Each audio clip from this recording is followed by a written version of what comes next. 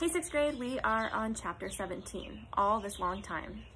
The war would end. Uncle Henrik had said that, and it was true. The war ended almost 2 long years later. Anne-Marie was 12.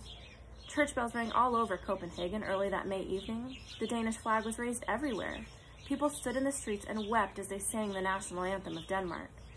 Anne-Marie stood on the balcony of the apartment with her parents and sister and watched. Up and down the street and across on the other side, she could see flags and banners in almost every window. She knew that many of those apartments were empty.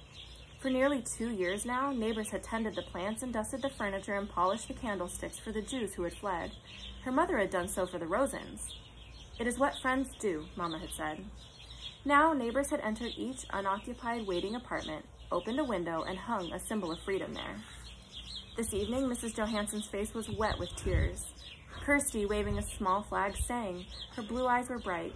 Even Kirsty was growing up. No longer was she a light-hearted chatterbox of a child. Now she was taller, more serious, and very thin. She looked like the pictures of Lise at 7 in the old album. Peter Nielsen was dead. It was a painful fact to recall on this day when there was so much joy in Denmark. But Anne-Marie forced herself to think of her red-headed, almost brother, and how devastating the day was when they received the news that Peter had been captured and executed by the Germans in the public square at Rivingen in Copenhagen. He had written a letter to them from prison the night before he was shot. It had said simply that he loved them, that he was not afraid, and that he was proud to have done what he could for his country and for the sake of all free people. He had asked in the letter to be buried beside Lise. But even that was not to be for Peter. The Nazis refused to return the bodies of the young men they shot at Rivingen. They simply buried them there where they were killed, and marked the graves only with numbers. Later, Anne-Marie had gone to the place with her parents, and they had laid flowers there on the bleak, numbered ground. That night, Anne-Marie's parents told her the truth about Lisa's death at the beginning of the war.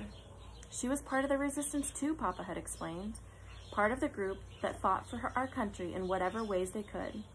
"We didn't know," Mama added. "She didn't tell us. Peter told us after she died." "Oh, Papa," Anne-Marie cried, "Mama, they didn't shoot Lise.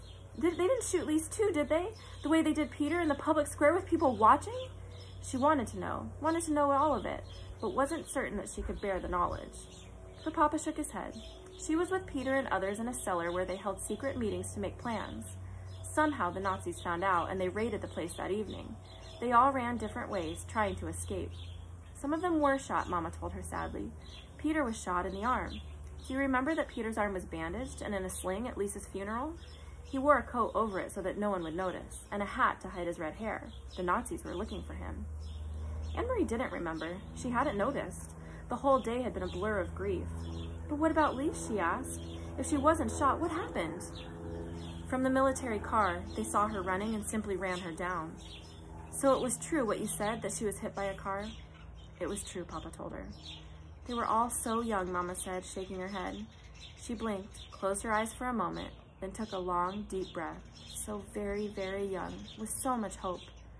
Now remembering Lise, Anne-Marie looked from the balcony down into the street. She saw that below, amid the music, singing, and the sound of church bells, people were dancing. It brought back another memory, the memory of Lise so long ago wearing the yellow dress, dancing with Peter on the night that they announced their engagement. She turned and went to her bedroom, where the blue trunk still stood in the corner as it had all these years. Opening it, Anne-Marie saw that the yellow dress had begun to fade.